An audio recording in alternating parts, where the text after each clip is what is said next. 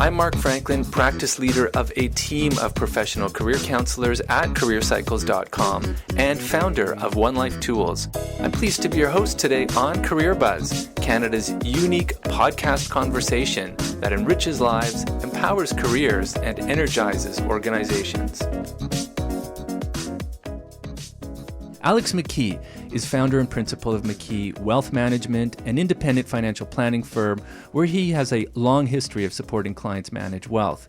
Alex hosted the Small Business Report on CFRB Radio in Toronto and is author of Profit, published by Key Porter Books.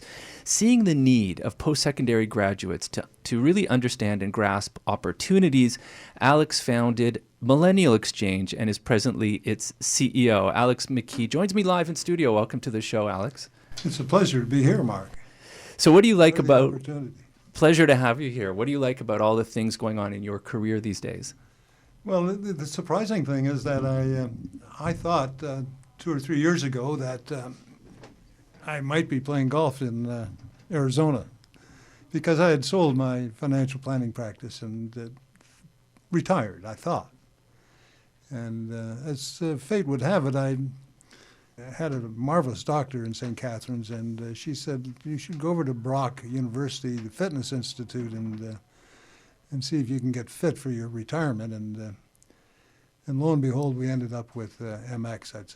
That's a very quick story to get to that point, but essentially what I did, I found out that there were many students who were, in order to help me get fit, they had to... to graduate, they had to help me get fit, and in doing that, you end in conversations with them. And I found out that the overwhelming majority of graduating millennials, students, simply are, there isn't an opportunity for them to go to, like there might have been when you graduated from university and I graduated from university. The student halls and fraternity houses and sorority houses were filled with corporations that were prepared to hire us. That's not happening today. And so I had asked them what would they do, and many thought maybe the best thing to do is go to graduate school. And I'd say, well, who's going to pay for graduate school? And it would be mom and dad. And I'd say, well, what are you doing now? And they're living with mom and dad. From there, Mark, it was... my interest focused directly to reading articles, one published by the Deutsche Bank Economics Department a couple of years ago that said in their study that a third of millennials are growing up in their parents' basement. They don't mean that literally necessarily, but they're not independent when they graduate and financially independent when they graduate.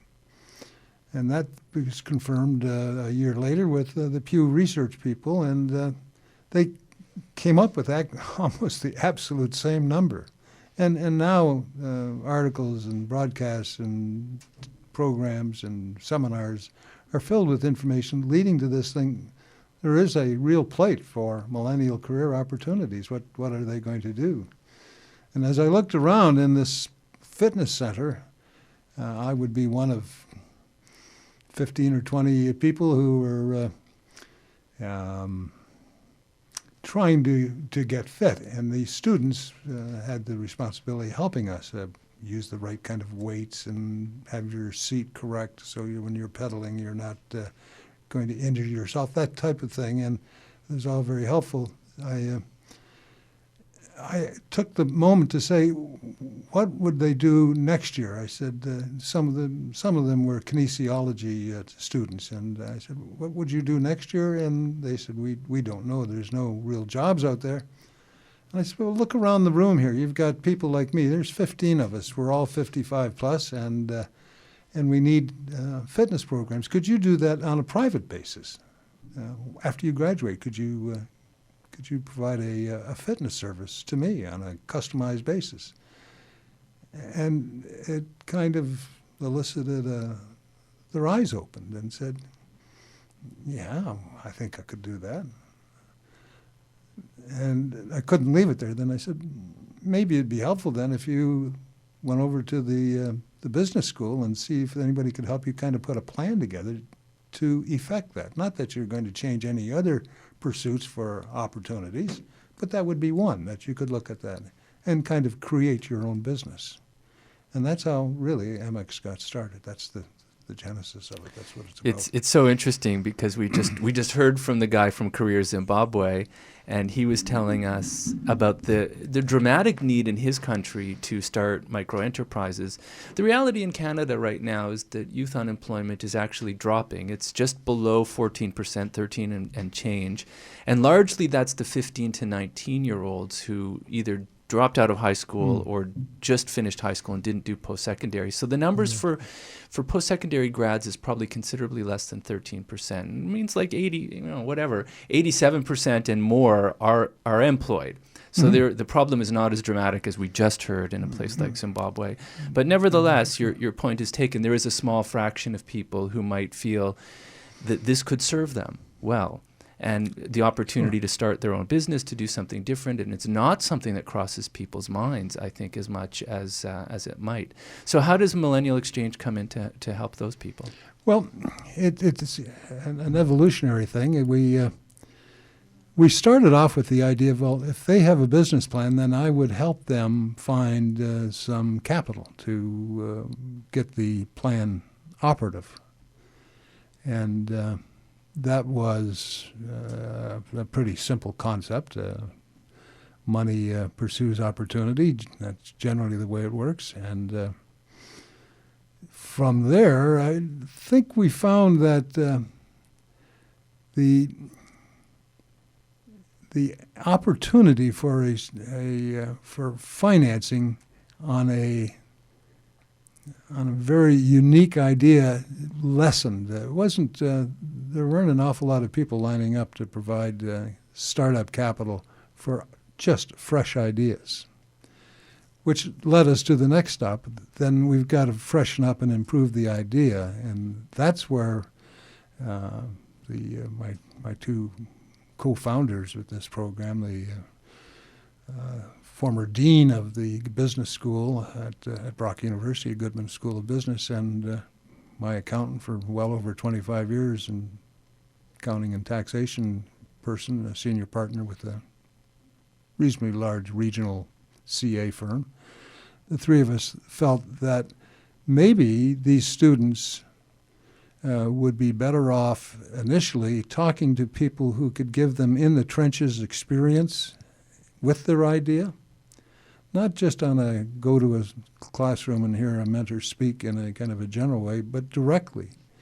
And from there, then it grew into, well, if a mentor could help a student do something, why couldn't the mentor benefit from that? So there would be a kind of a business equation there, a quid pro quo, where if a student has an interesting idea and shares that with a mentor who has an interest in that idea, maybe they could both benefit. And that depends on the two people to negotiate that. MX does not do the negotiations. If you being much younger than I, Mark, you could, if you were the student and I was the mentor, you had an idea and I like that, you and I could begin the introductions to each other on the MX platform. But we would soon find that we don't want to be on the platform. We want to go eyeball to eyeball and talk over a cup of coffee, and maybe you and I then would develop something of interest. And that's really what MX is now. We're taking students and mentors, and they match themselves on the platform, and then decide whether they want to go further. We will be joined in a few minutes, actually, by one of the mentors and students. That's great, of Millennial Exchange. So we'll bring them in a couple of minutes. That's a great idea. I'm speaking this morning to Alex McKee. He is the founder and CEO now of Millennial Exchange, formerly of McKee Wealth Management. I'm your host, Mark Franklin, here on Career Buzz on CIUT 89.5 FM in the Greater Toronto Area, worldwide at CIUT.FM. Just before we bring the others in, Alex, you've had your own career story. Yes. You were in wealth management. There were some twists and turns in your own career before coming to Millennial Exchange. If you were to share with listeners one turning point, one insight from your financial services career. What's that turning point or that insight? I'm pretty well governed by an expression in anything I do is drive for the goal or drive to the net. It's something that I learned early in my life from collegiate sports and early days in business. But if you wanted something, there are probably a lot of reasons why people would come along and say not do something. But my goodness, if you have an idea, don't give it up. Just as an aside, my son is graduating today from the firefighter school in Niagara. Not firefighter school. He is now an official fireman. I don't know. Congratulations! It's incredible because it's a very good example of pursuing your dream. He wanted to be a firefighter for the last 10 years, and he's done everything you could possibly imagine to do that, and it finally happened. And he is the valedictorian of his firefighter school class at the fire department that has hired him. It's not to give up your dream. It's a classic example of whether you're an entrepreneur or whoever you are, just always pursue that. I guess that's been a governing principle for me. It's one of the lessons. There's a career book some listeners may have seen. Came out a number of years ago by Dan Pink, and it was called The Adventures of Johnny Bunko, and there were 6 lessons in it, and one of them was that persistence trumps talent. Persistence trumps talent, and I think that's what you're sharing with us in your son's story. I think so. Yeah. And for listeners, if you haven't seen it, it's a great manga, like a graphic novel. You can get it at the bookstore and read it in an hour. I think there's some online versions on SlideShare. You could just check it out. It's called The Adventures of Johnny Bunko, and it's a really great resource. Simple 6 easy lessons. One of which is persistence trumps talent. I think message number 6 is make excellent mistakes. I also like that one, which gives you a chance to try lots of different things. Go for it. That's been my career. It's always been in the financial services area, but I've certainly made a lot of mistakes as we've come to this point, and I imagine as long as I'm still kicking around here, I'll make a few more. That's the way life is. I'm Mark Franklin, and you're listening to the Career Buzz podcast. Career Buzz is brought to you by Career Cycles. Take inspired action toward making well-informed career and life choices. Go to careercycles.com to learn about professional one-on-one career management programs using a story listening approach to career counseling. If you're a helping professional looking to scale up career management, visit onelifetools.com to learn about the Who You Are Matters game and online storyteller. Let's bring in 2 more people. Diane Latta is a mentor entrepreneur with Millennial Exchange, whose field is math teaching and tutoring. Diane's been a math teacher and tutor for over 30 years. She understands the need for math help and recognizes the immediate increases in confidence, not to mention grades that come from her work. Also seeing the need for tutoring help is Harrison Olajos, founder of Campus Brainiac. And it's a peer-to-peer tutoring app that helps students connect with tutors on college and university campuses. Working alongside Diane and Millennial Exchange, Harrison's been able to grow the market, and having Diane connected to the project adds legitimacy to his team when they approach high schools. So I believe we have Diane and Harrison on the line. Diane, Harrison, welcome to Career Buzz. Thank you. Hi, Mark. Great, we got you. Harrison, let's start with you. The Campus Brainiac looks so interesting. I was on your website there. What led you to found Campus Brainiac? Well, believe it or not, the idea of Campus Brainiac actually came from a pitch weekend at Brock University, where we had the opportunity to get together with a group of students and come up with a concept for a business. And we had 48 hours to kind of form this concept, shape it into a business plan, shape it into a presentation, and pitch it to judges. And we kind of fell into a group of students that were like a dream team almost. Everybody had skills in certain areas, and we together, we formed everything, and we won the competition, and the idea just started gaining momentum from that day. Beautiful. And so there was the idea, and then what then led you to connect on Millennial Exchange?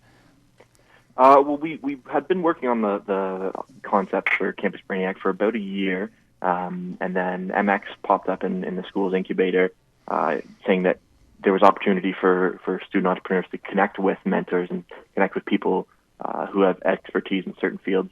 And that really appealed to me because I know one thing just as valuable, if not more valuable than startup capital is mentorship. So the idea of being able to connect with somebody that has years and years of experience is what got me on board right away. Nice. And if listeners want, there's a website there. I found it. Is it just campusbrainiac.ca?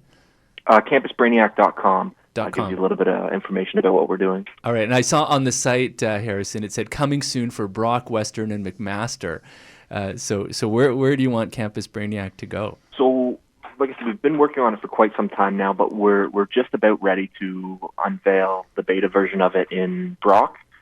Students are away on the reading week right now, but come next Monday, we're going to be unfolding the platform at the school. And then from there, hopefully it can be a bit of a spiral effect. We had quite a bit of interest from the York University Student Union, so we may fast track them on the list. And then with the help of Diane, we've been able to get in contact with quite a few local high schools as well.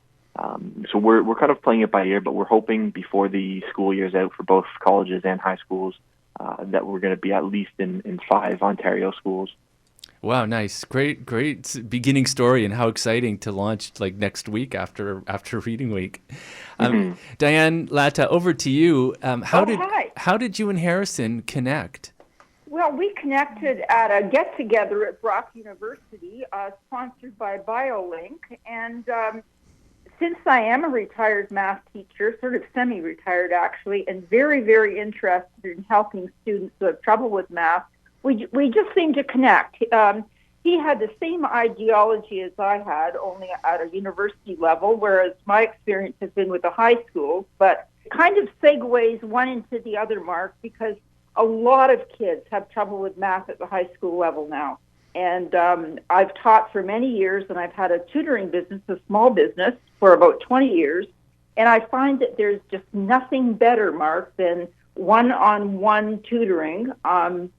You get into a group of people, even these tutoring services that have 1-on-2 or 1-on-3, it's just not the same. You know what I mean? You get into a group of 3 or 4 people, and one person is not really the focus.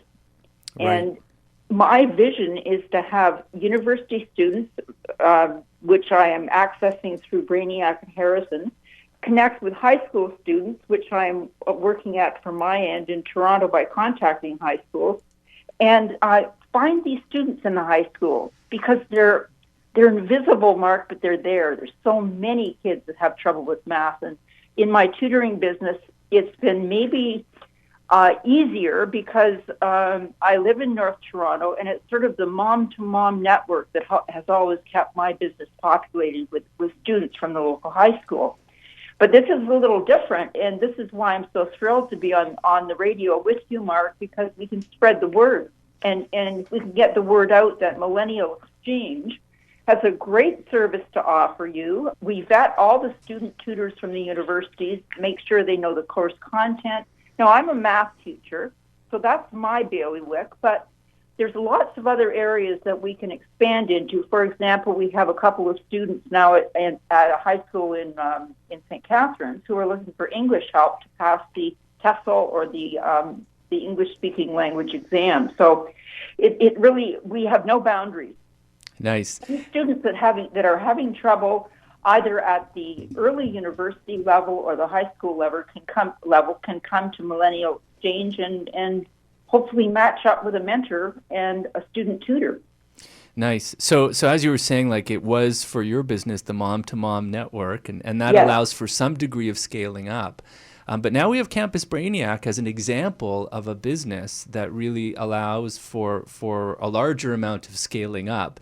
Alex McKee, as you listen to the story, this is an example now of what you're trying to support is this mentorship model. So, when you listen to the two of them and think about what's going on here and the potential future, how do you feel about what you're hearing? Well, I think the three of us, that is Harrison and Diane, and when I get feedback from them, I'm almost as excited as they are. And it just seems that when they get together, they start building on each other's strengths and ideas. and it seems to be unlimited, and it's exciting. But it's such a classic example of an opportunity being seized by two people from different sides of the business equation, the mentor and the student entrepreneur. I'm thrilled. I hope they all go out and make tons of money and are wealthy, and it's too bad that they'll make it now because they could have been my client when I was in the financial planning ranks, but I can't benefit from that anymore. But it's thrilling, and there are other examples. MX is a platform that links an idea of a student and a skill and experience in the trenches with the student through the platform, and they connect online, but they soon go offline and meet and build something. Now, I'd like to think there's hundreds of examples, but they're not. We're a pretty new idea, and we expect to grow. We have been in discussions with other universities and colleges, but we're also going to go aggressively into using social media as a way to get the message of MX out during this. And I guess we should help listeners understand there is a business behind Millennial Exchange, and there's a fee for the service also. So do you want to just set that up so listeners understand what's going on? Absolutely. Here's essentially the way it works. First of all, we are a nonprofit corporation, and we plan to keep it that way. What we do is put student profiles on the platform and mentor profiles on the platform. They can look at each other's profile, but they can't connect until they become a member of MX.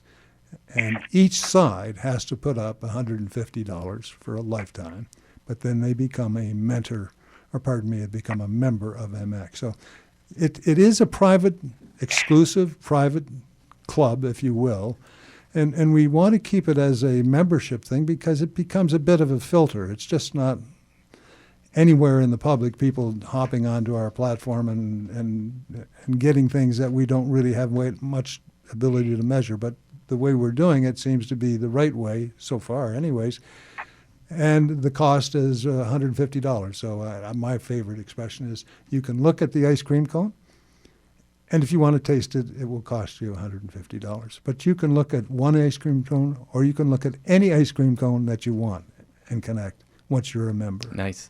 So I'll come back to the business, Alex, in a moment. But Harrison, I want to go over to you. We've now heard about Campus Brainiac and a little bit about what's going on.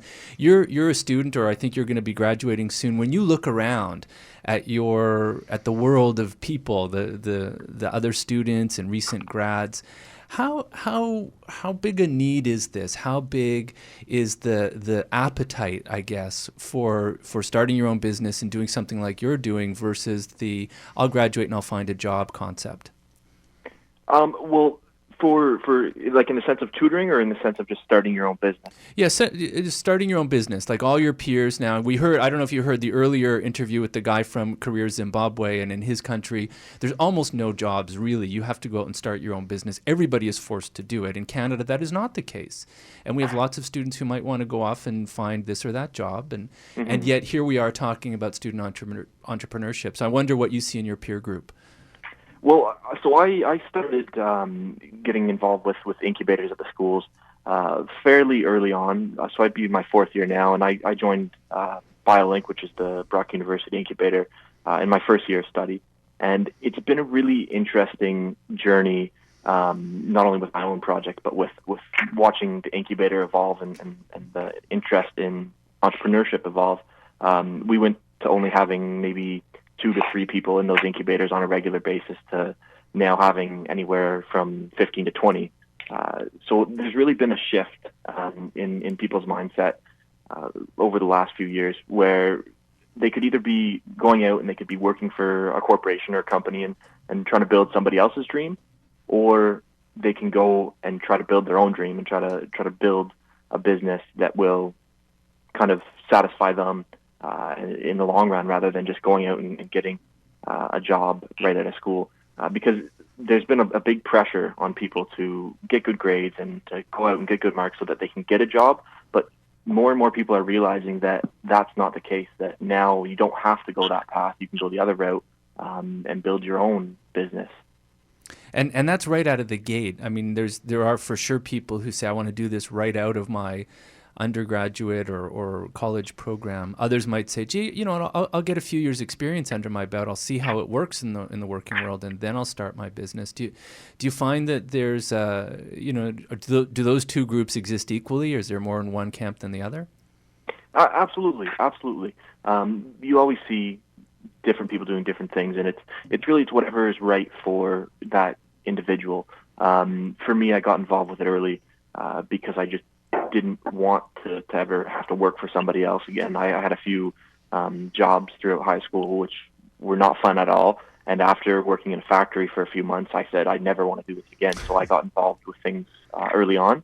But you see those people that go out and they work for large corporations, and they see what those big corporations are doing, and they take that knowledge and that skills that they learned over there, and then they bring it into what they want to do in the future. But they coexist. There's people that are already established and have running businesses in these incubators, and there's people who someday plan to have their own business and just hang around the incubators, kind of bounce around ideas off each other. Nice.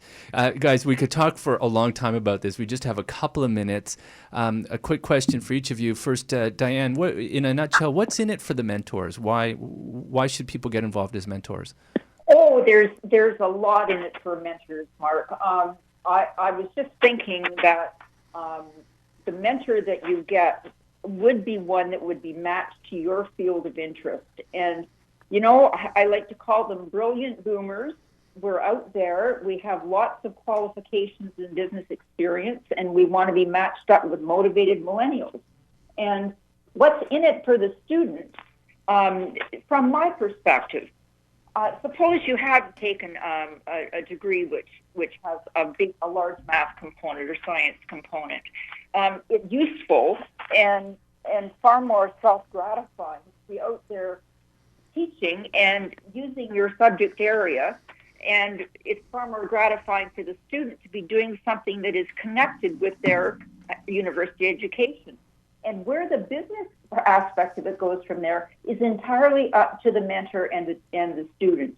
And that's what I love about it. One of the things I love about it is because you can take your own direction. Once you get on the Millennial platform, find a mentor or find a student, you're on your own. You connect with each other and you play off each other's ideas, just like I did with Harrison. And it was a great match because I reflect all of Harrison's ideas and look upon him as a real source for me. So great to hear.